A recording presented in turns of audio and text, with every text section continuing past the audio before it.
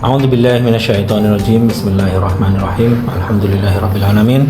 Wassalatu wassalamu ala asyrafil anbiya'i wal mursalin wa ala alihi wa ashabihi wa man tabi'ahum bi ihsanin ila yaumiddin. Amma ba'du.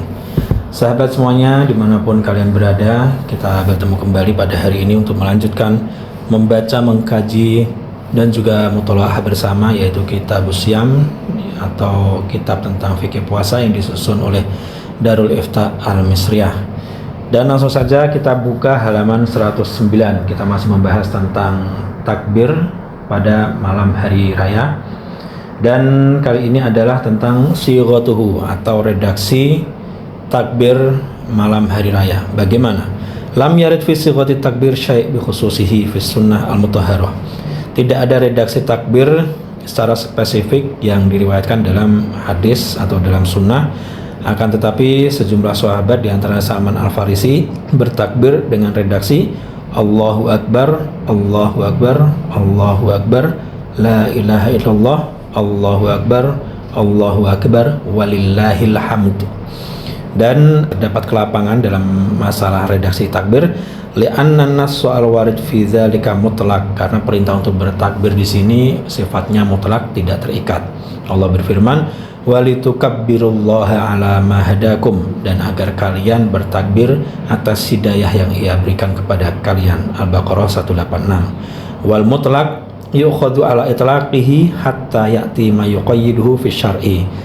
Redaksi yang mutlak yang kita temukan di dalam Al-Qur'an maupun di dalam sunnah tetap kita hukumi dan kita pakai kemutlakannya tanpa ikatannya selama atau sampai ada yang mengikatnya.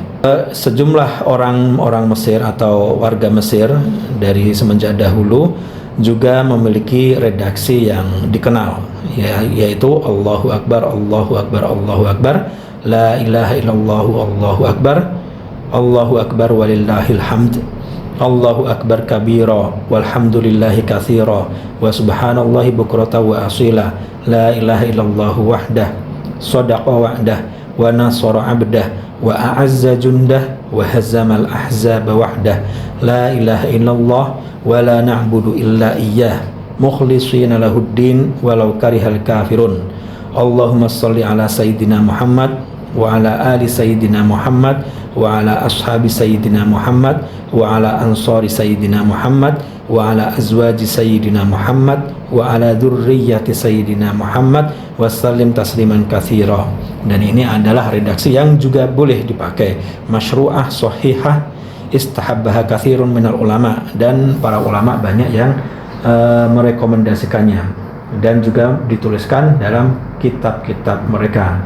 Imam Syafi'i rahimahullah ta'ala juga telah menegaskan wa in kabbaro ala ma yukabbiru alaihin nas, dilanjutkan di halaman 110, wa in kabbaro ala ma yukabbiru alaihin nas al yaum fahasan.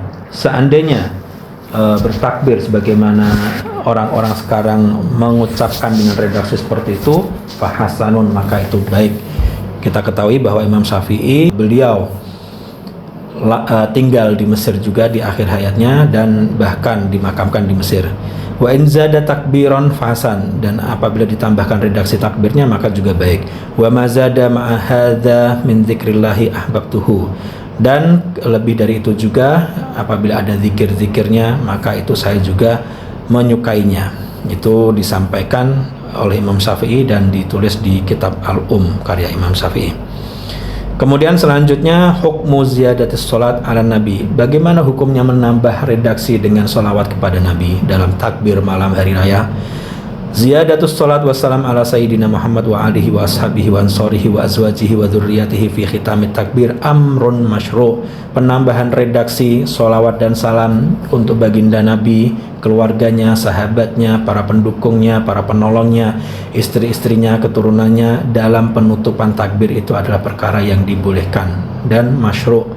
Fa inna afdalaz dzikr, karena sebaik-baik zikir adalah zikir yang terbaik itu yang terkumpul di dalamnya zikrullahi wa rasulihi, zikir kepada Allah dan menyebut Rasulullah sallallahu alaihi wasallam, sebagaimana salat dan salam kepada Nabi sallallahu alaihi wasallam membuka pintu diterimanya sebuah amalan atau membuka pintu agar amalan tersebut diterima. Fa innaha maqbulatun abadan, karena itu senantiasa diterima sekalipun orang munafik yang melakukannya. Kama nassa ala dzalika ahlul ilm, sebagaimana itu dikatakan oleh ahli ilmu atau para ulama. Li'annaha muta'alliqatun bil jinab al ajal sallallahu alaihi wasallam, karena itu berkaitan dengan sisi Rasulullah sallallahu alaihi wasallam. Selanjutnya, ma yusannu fi'luhu qabla salatil Id, apa yang disunahkan untuk kita lakukan sebelum salat Idul Fitri. Yustahabbu al-ghusl wa tib lil idain, disunahkan untuk mandi, memakai wewangian ketika sebelum melakukan sholat Idul Fitri dan Idul Adha. Barang siapa yang keluar untuk sholat, waman lam yakhruj laha, demikian juga yang tidak keluar untuk sholat, disunahkan untuk memakai pakaian yang baik dari pakaian-pakaian yang dimilikinya, baik untuk orang yang di rumah lil qaid wal kharij, atau orang yang keluar untuk melaksanakan sholat Id. Fa fi hadis Ibnu Abbas radhiyallahu anhuma, dalam hadis riwayat Ibnu Abbas radhiyallahu anhuma, kana Rasulullah sallallahu alaihi wasallam yaghtasilu yaumal fitri wa yaumal adha, bahwa Nabi sallallahu alaihi wasallam mandi sebelum beliau keluar untuk melaksanakan sholat Idul Fitri dan Idul Adha. Dan sebagaimana diriwayatkan dari Hasan bin Ali radhiyallahu anhuma, ia berkata, amarona Rasulullah sallallahu alaihi wasallam annal basa ajwada ma najid wa anna tatayyaba bi ajwada ma najid, hendaknya kita, Rasulullah sallallahu alaihi wasallam memerintahkan kepada kami agar kami memakai pakaian yang terbaik dan juga memakai wewangian yang terbaik yang kita miliki, ajwada ma najid. Kemudian selanjutnya sahabat semuanya, kita beralih ke halaman 111.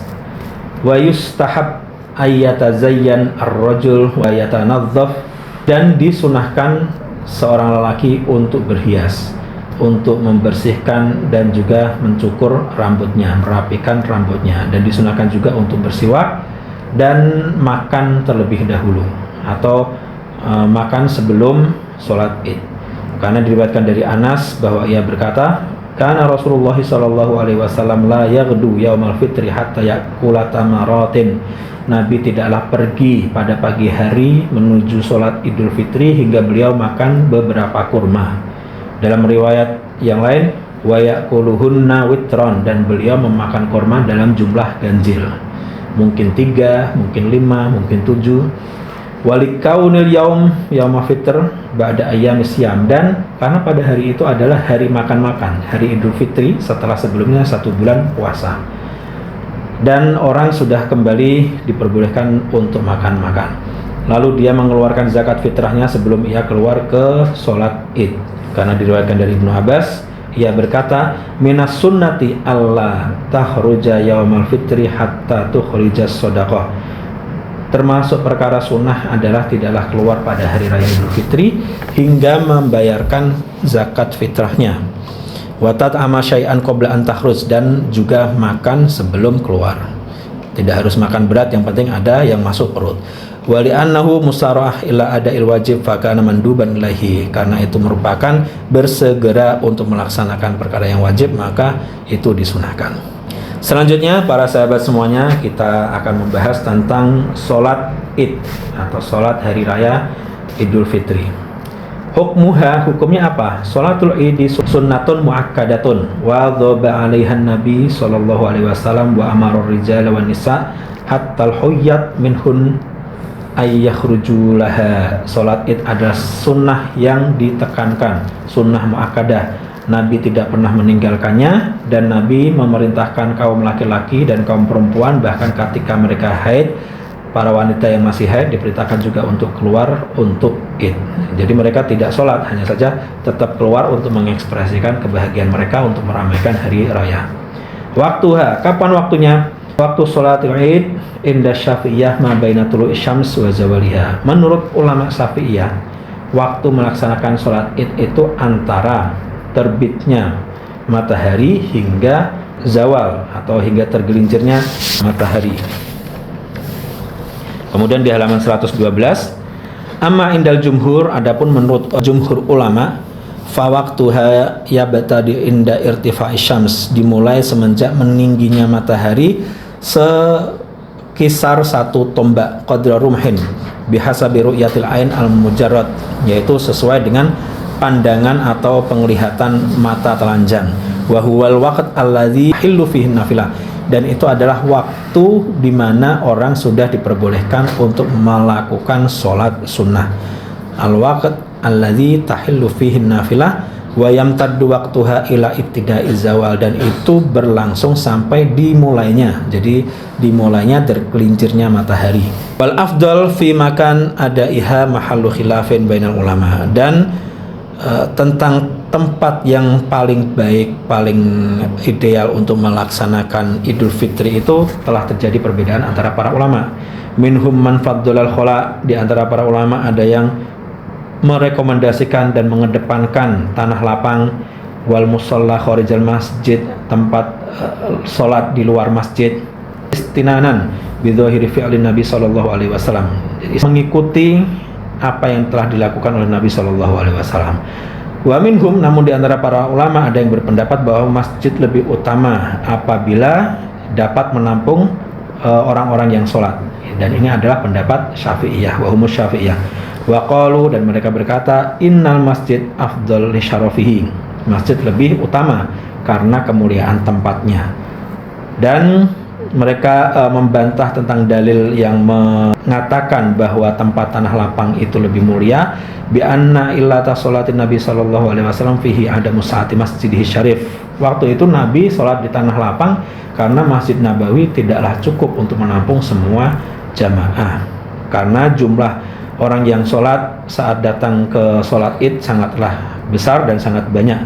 Wa alaihi fa'idatas al-masjid li'adadil musallin zalatil illah, maka apabila masjid tersebut mampu menampung, maka hukumnya akan berbeda, dan kembali hukum dasarnya bahwa masjid lebih utama untuk sholat karena sebabnya sudah tidak ada, yaitu ketidakmampuan untuk menampung jamaah. Para sahabat semuanya dimanapun kalian berada, itulah pertemuan kita pada kali ini. Insya Allah kita akan bertemu kembali esok hari dalam kesempatan dan waktu yang sama. Barakallahu fikum. Wassalamualaikum warahmatullahi wabarakatuh.